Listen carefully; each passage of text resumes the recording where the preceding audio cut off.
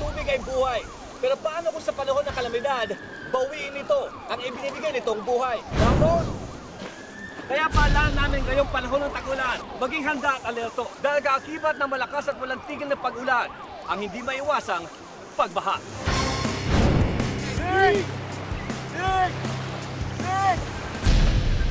Kung dumaraga ang tubig, mas mainam na manatili na lang sa bahay at maghintay ng rescue team. Sa oras na tumaas ang tubig baha, huwag basta-basta lubusong kahit marunong lumangoy. Pag-aralan muna kung gaano kalakas ang agos ng tubig. Dahil kung ito'y hanggang tuhod lamang, kapag ito'y lumalagasa, maaari ka nito mapatumba. Kung sa tingin natin ligtas ng lumikas, doble ingat po para maiwasan natin ang mga panganib na nakaambang.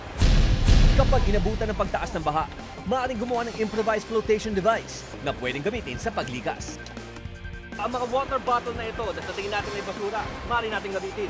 Pero siguraduhin natin na sila'y may makatakip. Isilid ang mga water bottles sa loob ng isang backpack o kahit anong bag na may mga strap. Isa na ang bag para sigurado hindi makakalabas sa mga water bottle at suotin itong pabaliktad sa ating harapan. Maaari tayong lumusong. Sa maniwala kayo sa hindi, ang maong o jeans ay pwede gamitin na pampalutang. Unang-una, siguraduhin basa ang pantalon. Susunod, itali ang mga laylayan para hindi makalabas ang hangin. Pagkatapos, hawakan sa may sinturera, ilagay sa may ibabaw ng ulo at mabilis at malakas ang paghampas ng tubig para makaipon ang hangin. Kung sa tingin natin kulang pa ang hangin sa loob, kailangan natin pumailalim at bugahan sa may sinturera. Hindi natin kailangan itali sa ilalim para madali natin bugahan ang hangin kapag sumingaw na ang nakaipon sa loob. Lagyan natin sa ilalim na ating kilikili at pwede tayo lumungoy. Walang makakapagsabi kung kailan mananalasa ang bagyo at baha, kaya mabuti na ang palaging handa. Ugaliin natin na laging nakahanda ang ating 72-hour survival kit o yung mga gamit na kakailanganin natin para ligtas tayo sa loob ng 3 araw.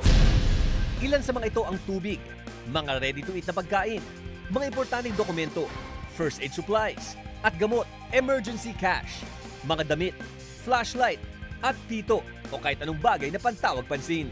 Ay kumpleto natin survival kit, ang kulang na lang ay cellphone, napaka-importante na fully charged. Ipapasok natin sa loob ng mga tinatawag natin mga ziplock bag o yung mga pwedeng selyo. Tapos, eto, mahalaga, transistor radio na de baterya.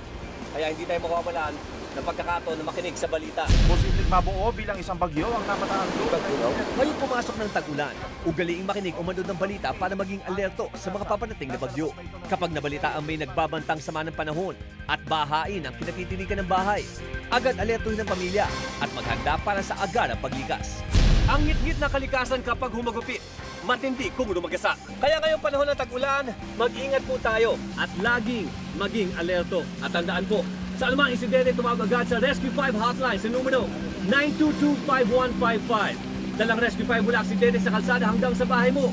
Kahit pa bumabagyo, aaksyonan ora mismo.